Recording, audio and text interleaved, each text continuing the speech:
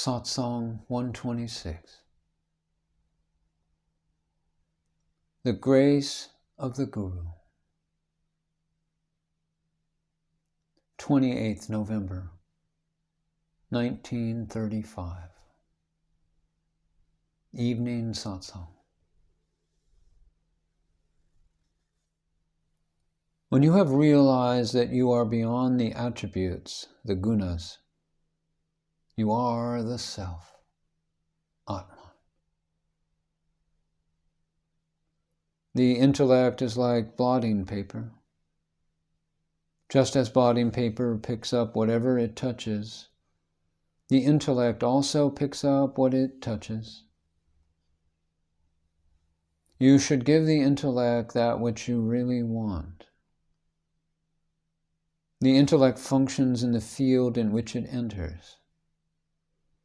Therefore, it should be occupied with the stories of saints, incarnations of God, and other spiritual subjects.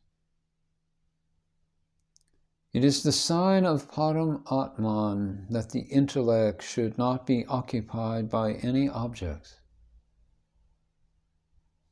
It should be completely free, without any object. Devotion to the Guru is important. To feel love or to feel related to someone is the sign of Param Atman. To give respect to all is the sign of the Supreme Self. If the teacher is a graduate, then the pupil is likely to be a graduate. In a similar way, only if the Guru is completely knowledgeable will the disciple be completely knowledgeable. The disciple must be totally faithful, desireless, and loyal. For without faith in the Guru, the formless cannot be grasped. The signs of the understanding of the formless are a sense of apathy or disinterestedness towards worldly life, an attitude of indifference towards relatives, and a confidence that I am the son of the Guru, and my Guru is God. One who is convinced about this realizes Brahman. Why is it necessary to reiterate that faith in the Guru is the most important sign of true realization? Because somebody who says, I am one with Brahman, I have no need to be devoted to a Guru or God, is the one who feels like this is basically wrong and has lost both in the worldly life and in the spiritual life. For a true disciple who is wise and knowledgeable, there is no higher thing in spiritual life than the Guru. The family man merely worships his wife. He loves her. But a good disciple loves his Guru. The spiritual man who follows spiritual life behaves differently from worldly people. He says that if my life is saved, if I become self-realized, I will go on worshipping my Guru. Otherwise, it is better that I am dead. Such a disciple attains the highest knowledge and definitely realizes Brahman. One must follow a daily schedule of singing devotional songs and observe a fixed routine. Do not be shy while worshipping someone greater than yourself, and do not fail to fulfill your duties. One who has no devotion does not gain the highest knowledge, and one who has no knowledge does not have the blessings of the Guru. If one has the blessings of the Guru, clay will be turned into gold. And if one does not have the blessings of the Guru, the gold is turned into clay.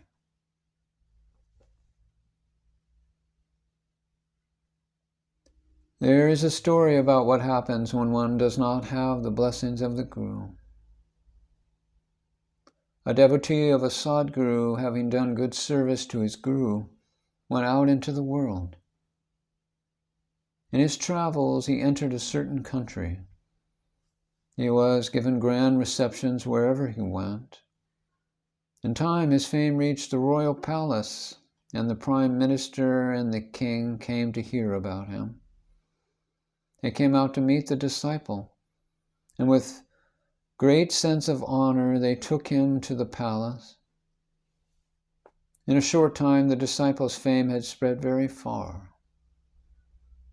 The Guru came to know about this and went to the palace and showed himself to the disciple in front of the full assembly. The disciple was seated there in his personal glory.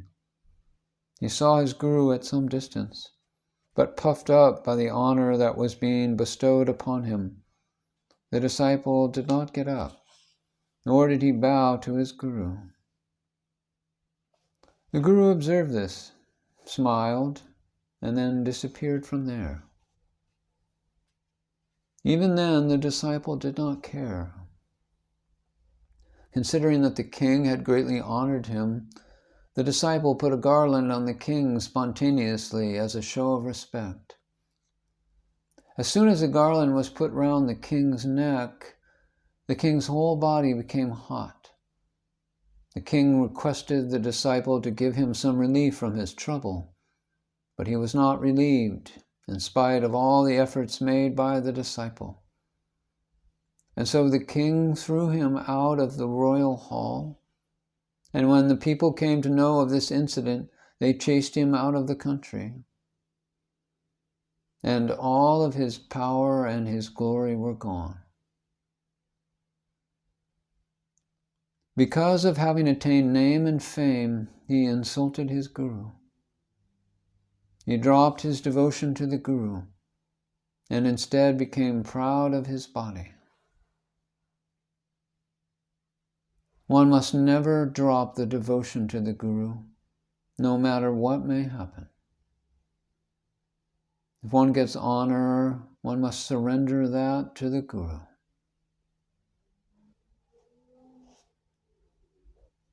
There is a story that illustrates having the feeling of the self in all beings. A devotee of a Guru once struck the king with a shoe. At that time, a deadly snake that was hiding in the royal headdress of the king came out, and the king's life was saved. The devotee of the Guru was then honored, and the king became a follower of that disciple. In the kingdom, there was a man who was outspoken against that disciple, and he was punished.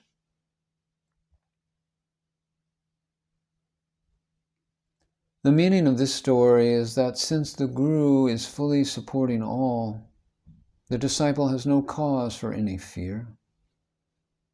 However, if the Guru is not one's support, nobody can say what calamities may befall one. By the blessings of the Guru, the disciple in the story was victorious.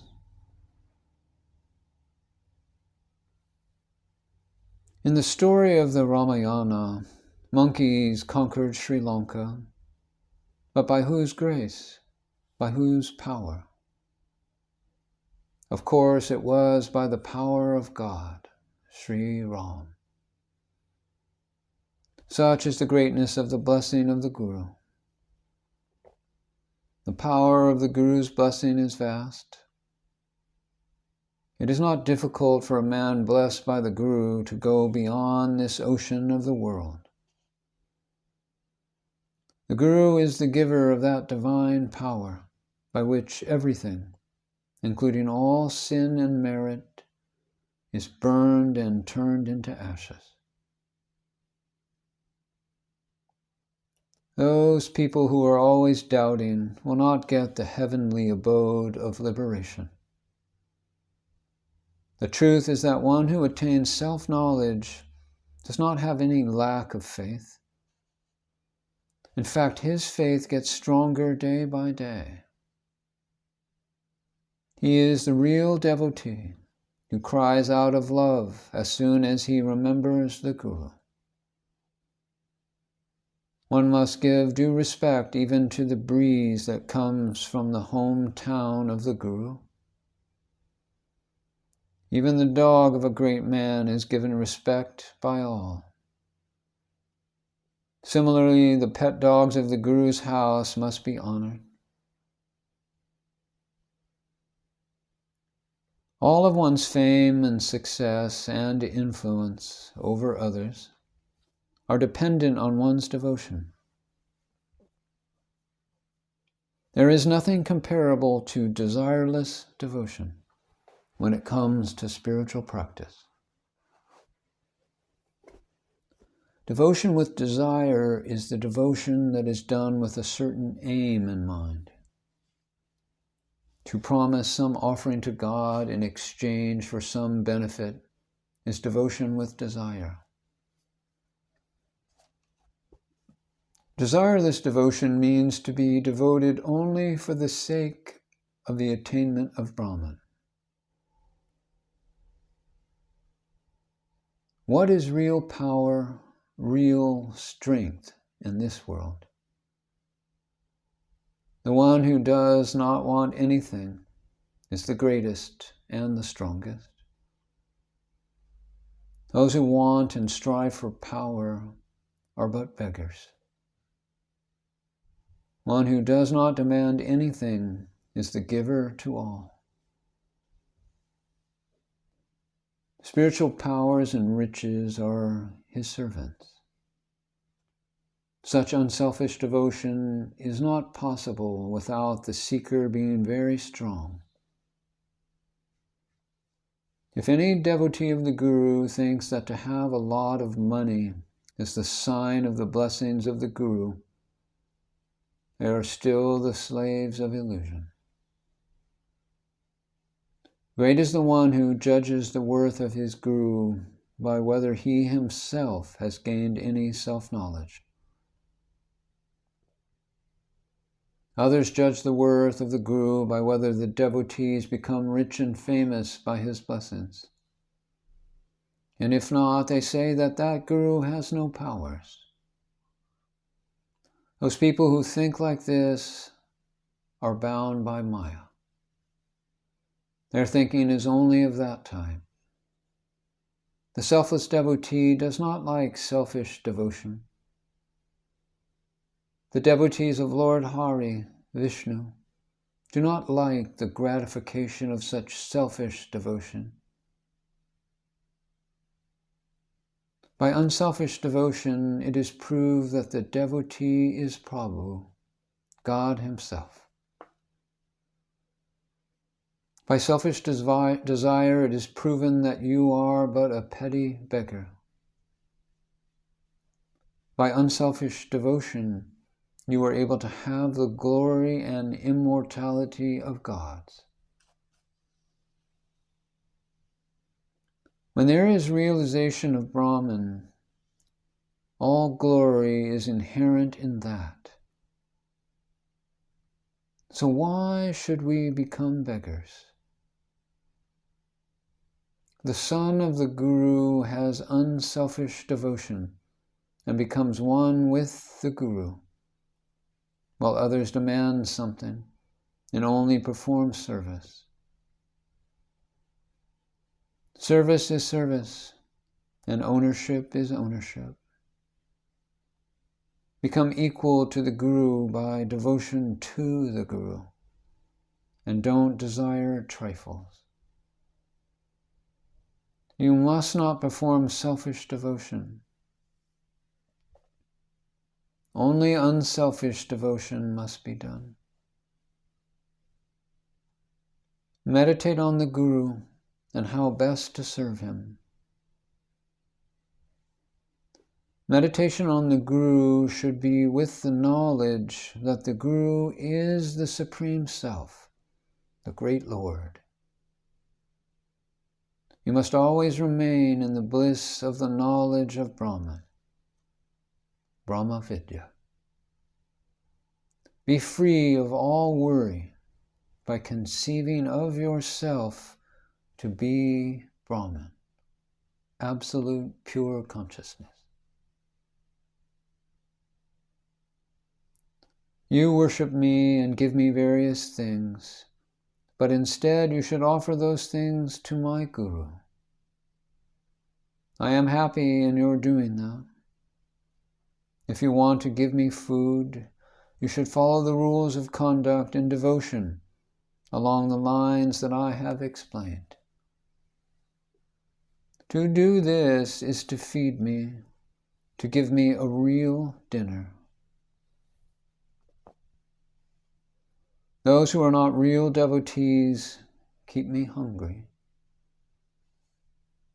But I always remember those who follow the path laid down by me. If you remember me, I will remember you. When you remember me, it is itself my remembering you. One who serves the Guru receives the fruits.